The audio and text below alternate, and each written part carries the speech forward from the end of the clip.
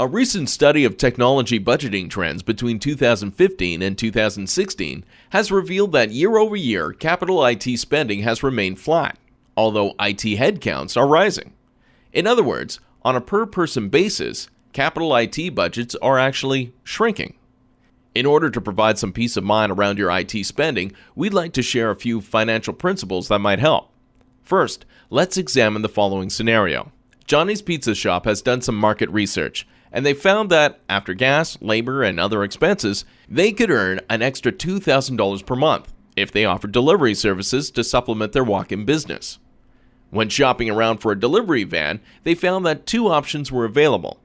They could purchase the van up front for $30,000, or they could make payments over 2 years for a total cost of $40,000.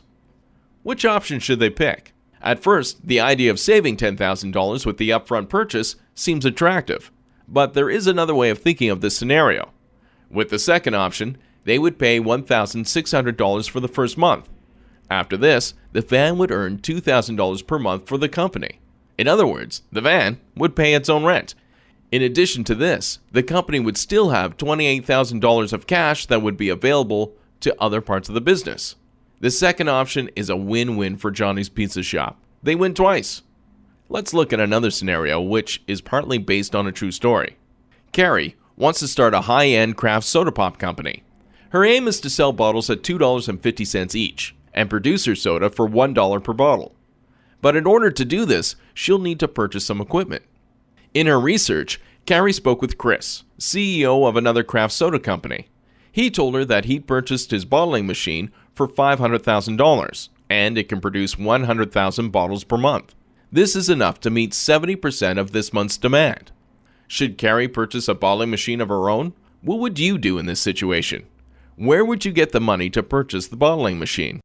Based on their conversation, Kerry determined that Chris's company has 30,000 bottles worth of unsold excess production capacity every month. Instead of buying a new machine, Kerry arranged a deal to purchase this excess capacity from her competitor.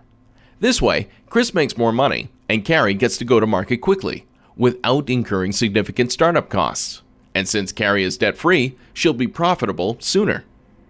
Both of these scenarios illustrate a core concept of finance, which is especially relevant to IT. In both of these situations, Kerry and Johnny were about to sink large amounts of money into ownership of a piece of equipment. But what they actually wanted was the benefit of owning that equipment. By choosing to control these resources instead of actually owning them, they were both able to get the benefits they wanted, while also preserving their initial budgets. When it comes to IT budgeting, it's important to consider the difference between Capex and Opex. In finance, Capex, or capital expenditure, represents the business expenses incurred to create future benefit. By purchasing a sign, a store will attract customers and earn more money.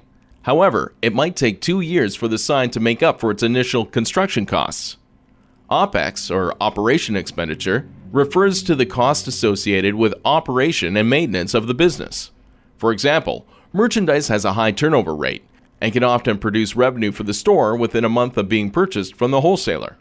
Capital expenditures can be problematic. This is especially true in information technology, where rapid change and uncertainty are constant. You may spend $5,000 on a new tape system, and then a change in your infrastructure makes tape inadequate for your requirements. This is often called capital risk. You might risk starting a project that could die during the implementation phase, as many IT projects often do. If you invest a large sum of money into one project, it would prevent you from investing in other projects that require your attention. An emergency might come up, requiring a large, unexpected purchase. This emergency will force you to cancel other plans that you'd had for this money. In order to get the most out of your IT budget, you should find creative ways to turn Capex into Opex. When you turn Capex to Opex, you take something that would have required a significant capital investment and you try to make it available on a pay-as-you-go basis. By doing this, you can help eliminate capital risk. You can force your IT systems to pay the rent. You deploy faster and minimize the impact of failed IT projects. You free up capital that might have been locked up in other projects. You'll be better prepared to deal with unexpected financial emergencies. You'll find new ways to use wasted resources. In other words, by shifting your IT spending from Capex to Opex, you'll squeeze maximum value from every dollar in your budget. And this will provide you with total peace of mind by enhancing the value that IT provides across the organization. So, if you want total peace of mind for your IT spending, you should focus on turning Capex into Opex. Do you have any questions or ideas for future videos? Please leave them in the comment section below.